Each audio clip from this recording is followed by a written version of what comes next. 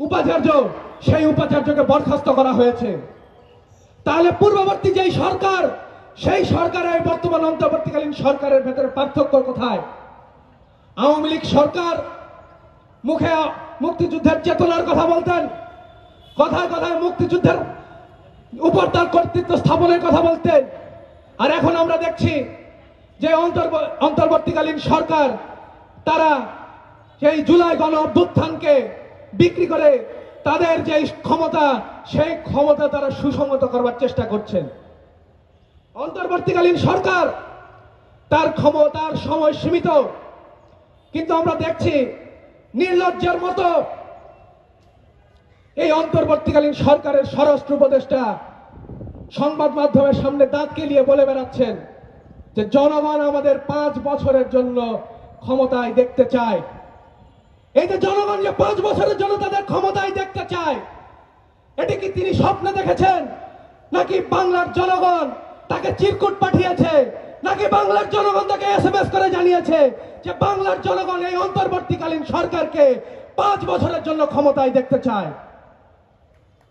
সংগ্রামী বন্ধুগণ, এই যে আমাদের বাংলাদেশ যে 5ই আগস্টের পরে সেই যে অভ্যুত্থানের বিপরীত পথে হাঁটা শুরু করেছে এবং যে মুক্তিযুদ্ধের চেতনার বিপরীতে হাঁটা শুরু করেছে, তাকে আঘাত না করে একটি শোষণ বৈষম্যহীন অসাম্প্রদায়িক বাংলাদেশ বিনির্মাণ করা সম্ভব হবে না।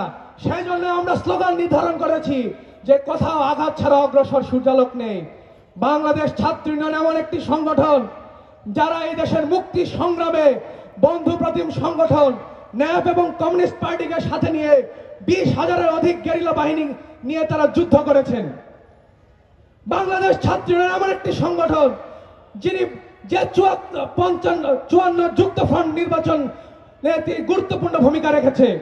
বাংলাদেশ ছাত্র ইউনিয়ন এমন একটি সংগঠন যে 58 স্বৈরাচার আইয়ুব বিরোধী আন্দোলনে গুরুত্বপূর্ণ ভূমিকা রেখেছে।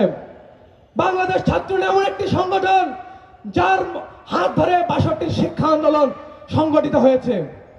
বাংলাদেশ ছাত্র ইউনিয়ন এমন একটি সংগঠন যার মধ্য দিয়ে 69-এর গণ অভ্যুত্থান, 90-এর স্বৈরাচার বিরোধী গণ অভ্যুত্থান, 2007-এর 1/11-এর সময় আগস্ট ছাত্র বিদ্রোহ, 2013-এর গণজাগরণ মঞ্চ, 2020-এর ধর্ষণ ও নিপীড়ন বিরোধী আন্দোলন এবং এই যে 24-এর যে গণ অভ্যুত্থান, সেই গণ অভ্যুত্থানেও ছাত্র ইউনিয়ন সামনের সারিতে থেকে নেতৃত্ব দিয়েছেন।